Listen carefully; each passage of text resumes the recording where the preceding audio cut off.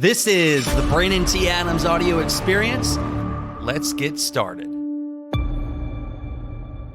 The Big Brand Ventures Podcast. BBV. With Brian Harrington and Brandon T. Adams. Questions, please. Where did the idea of Big Brand Ventures come from? Where'd it come from, Brian?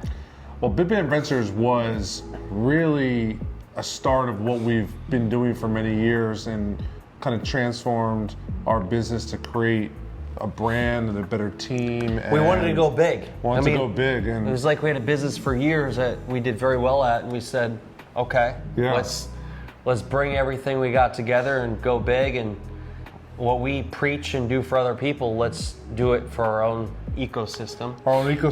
And really bring in, ultimately, like, we brought in some of the best team members. Yep. And we doubled our team size. Double our team size in a short amount of time, and trying to ultimately do better for ourselves, do better for our clients, our partners, our people that we work with. So there it is. Yeah.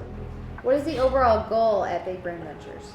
The goal of Big Brand Ventures is to make brands go big, is to help them scale their business.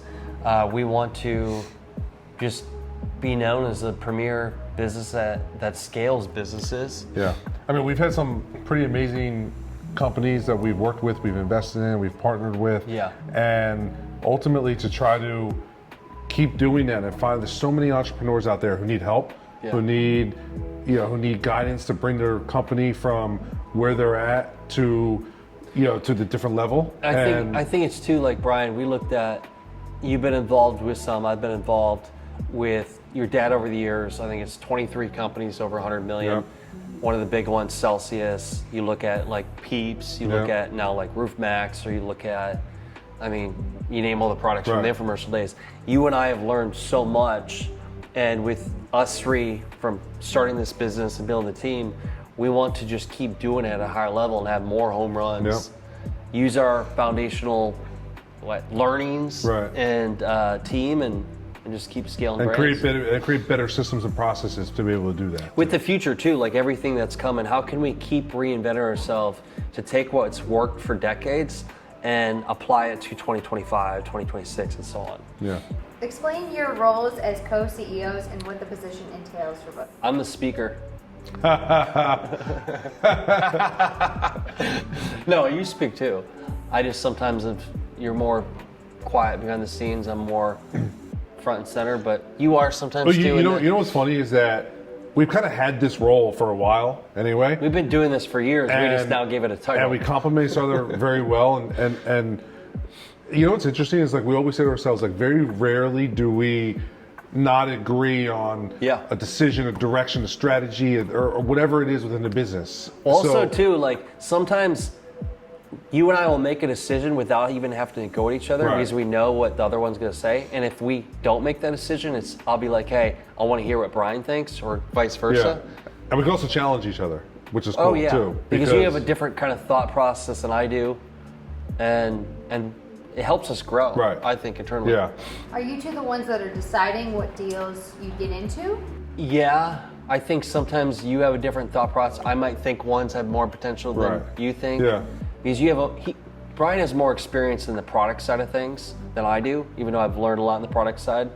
But yeah, ultimately, we both want to be on the same page. I also think what's cool though is that, like, we have a great team too. Yeah, the team helps us really. And we want to, it's not, sometimes we don't know it all, right? And there's, like Matt George sometimes would be like, dude, this has huge potential, and I don't quite see it, but then I trust Matt. I mean, the collective of our team too, like we sit down and we, during our weekly meetings, we go through different projects and what can we do here, what can we do there, do we like this, do we think that ultimately we could add value to the company? Yeah.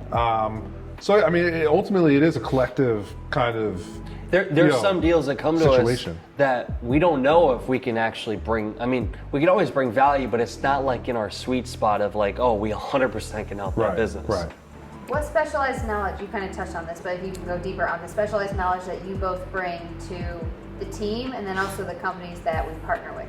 I think from my side is more in the personal branding in terms of content creation and deploying the content and being strategic of how you can bring the right partnerships together. I mean, I always say, when anyone ever asks us, like, what do we do? I always say we have a marketing first mindset, right? You could build the best systems and structures in the world, but if you don't know how to get customers, you don't know how to retain your customers, and you don't know how to really ultimately get your message out there. So from my perspective, it's a lot about how do you acquire customers? How do you acquire clients? Is it paid advertising? Is it branding? And look at like the marketing system and structure as a whole, and figure out how do you strategically create your system in order to get customers. And paid advertising, I mean, we've lived and died by paid advertising our entire lives. So we're always a marketing mindset area first for everything. So how do you acquire more customers, which ultimately leads to more revenue, and then how can you from there understand your customer acquisition costs, the financials around it, right? And then Making put more sure money that it behind works. it. I mean, you can't spend $300 to acquire a customer. It's only worth $200 to you. Yeah. So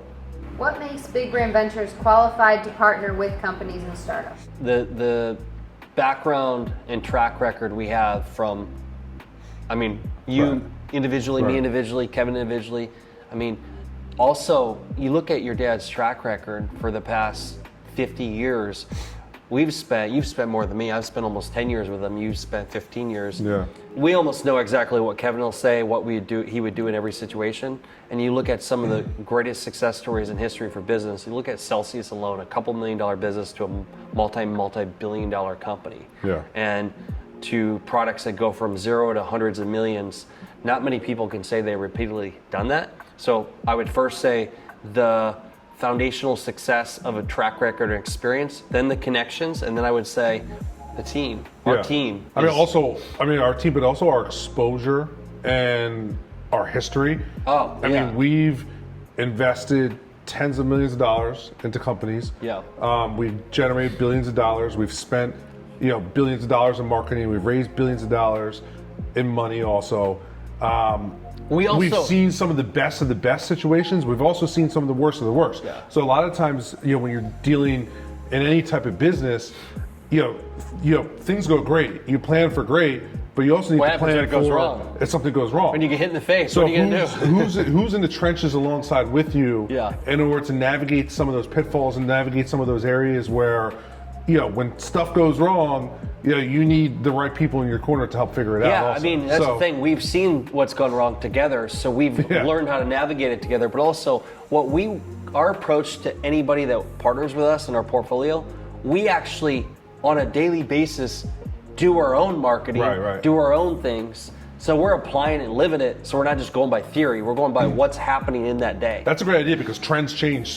That's a great concept because trends change so fast. And we're constantly spending so much money on marketing, so we know what's happening. Yeah. So as a company, we preach about personal branding. How does each member of the Big Brand Ventures team utilize it in their own way? Yeah, how do you utilize it, Brian? Or doing this podcast. I'm just kidding. I utilize it by making sure that other people on our team are utilizing it correctly. He's my number one viewer. Yeah. No, I mean, you look at brands. We have multiple brands within our company, and it's funny. You look at Connor Doobie, this is build a brand. Leah, brand. You look at Matt George, brand. Kevin Harrington, obviously, brand. Myself, brand. We have multiple brands, and we are a big believer of helping others build the brand because that attracts more opportunities for the company. But even someone like Alex on our team, who's not active on social, who's not doing videos all day, every day, like he still goes and speaks, and he still goes and talks, and so he's building his brand kind of more internally from one-to-one, one-to-one situation where he's building that brand and respect amongst his peers, and there's levels to different things. It doesn't mean one's right or wrong either. So how are you building trust as the co-CEOs among everyone? Trust is built over time, but I look at the core of the team we have now. Most of the people, let's say, we've maybe not worked with directly, but we've known for 3 to 5 years, 7 years. Yeah. Our president, Matt George, known for 7 years. It's also culture, like you say, a culture. lot. We have a great culture. We try to have fun. We try to, enjoy ourselves with our team as well. I would almost say too, anybody that joins our team, they're entrepreneurs in their own way. Yeah. They come in and they're an entrepreneur in their own way, or they've been entrepreneurs and they're an entrepreneur within the company. Right. And they have their own freedom to think and do that could be advancing the company and them in the process. And they also very quickly see how we like to deal with our teammates that have been with us, but also our partners and clients too. That we always try to go above and beyond, always try to do the right thing and what makes most sense for the growth of our own business, but also our partners as well. How do you determine which companies to actually invest the time and money in? I'll start this one. Yep. It's, for me personally, it's all saying, it's the jockey, not the horse.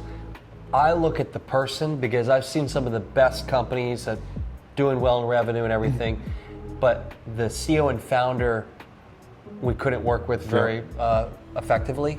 Happens many times. I think it comes down to the person that is coachable, is open-minded, and is willing to work as a team. Yeah. So that's a first approach. I think honestly, it always has to be a solid mix, right? Yeah. You can have the best jockey, but if the business is not right for big success, there's not much a jockey could do. There's also going to be a pathway to understand we're marketers first. How can we acquire more customers? Yep. If we can't figure the pathway to actually acquire it, whether it is Meta or any kind of paid advertising or radio or in-person events, how can we actually acquire more customers? Because if we can figure out what it costs to acquire a customer, then all you need to do is put more fuel on it, money, to acquire more customers. And then understanding your numbers is huge. Yeah, knowing the numbers. You could, acquiring the customers, but then how do you increase that value of the customer?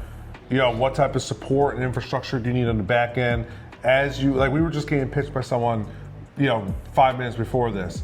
They said, okay, if they went out and it got 1 million new customers tomorrow, and they knew this was a great answer. If they got 1 million new customers tomorrow, they know they would not be able to handle it. Yeah. That sounds great. Let's go get 1 million customers tomorrow. But they know that their technology would explode, their back end customer service would explode. So they know that they need, in order to get to that level, they need to put certain things into place in order to be able to handle that. Yeah. And the finances around it too, because sure, every 1,000 customers, they need to hire a new customer service representative. How much does that cost? How much is does the customer actually bring in value? So you have to understand all the numbers and ideally they understand all the numbers, but if they don't, as long as if they're willing to come back to us to give us a good idea of the numbers. Yeah. What are you both most excited about for the future? Growth of us, growth of our brands, growth of our companies. There's so many things. Having fun. I think it's Big Brand Ventures is going to be a prestigious brand that people talk about. It's funny because our president, Matt George, is a coach at Harvard. He does that on the side sometimes. And like I say, this Big Brand Ventures will be a case study at Harvard one day on how quickly it grew, but its approach to how it's scaled companies. I think the fact of us becoming known as that premier business to help scale businesses, that's what's exciting for me. And then never knowing where we might find the next Celsius. Yeah, I mean, also we've talked about our goals and our future. There's other things that we want to do and try to accomplish, things that we aren't doing yet. But as even our own personal brands within the company that we incubate, our own things that we want to do and accomplish, that's what's really exciting to me, because we have to take it in the proper steps and timing. Because of a variety of factors, resources being a major component of it. But I think the future is a lot of cool new frontiers that will be open for us. And that's why you got to follow the Big Brand Ventures podcast, because we're going to share it all along the way. Yes. The good, the bad, the ugly. So check us out, bigbrandventures.com, Big Brand Ventures social media. The Brian Harrington on social media, he never posts. Now he's going to post. And Brandon T. Adams. Apply to be at our Shark Retreat, join our Ignite and Elevate community, or just come say hi to us on social. Okay. Sweet.